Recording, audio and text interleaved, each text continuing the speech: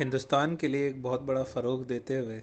France نے کہا ہے کہ اس نے چین کو اقوام متحدہ کی سلامتی کونسل میں کشمیر سے متعلق طریقہ کار کھیل کھیلنے کی اجازت نہیں دی اور دہشت گردی کے حوالے سے پاکستان پر ہمیشہ دباؤ بنایا۔ فرانسیسی صدر ایمینوئل میکرون کے اعلیٰ مشیر ایمینوئل بون نے کہا ہے کہ ان کے ملک نے مسئلہ کشمیر پر ہمیشہ ہندوستان کی حمایت کی ہے۔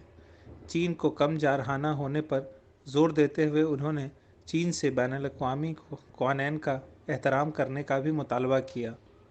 میکرون کے اعلیٰ مشیر نے بین الاقوامی برادری پر زور دیا کہ وہ بیجنگ کو دوسرے طرح کے اصولوں کو تیار کرنے سے باز رکھیں اور ایک عالمی تجویز مرتب کریں جس سے چین کو دوسرے ممالک کی طرح اسی ڈھانچے میں کام کرنے پر مجبور کیا جائے۔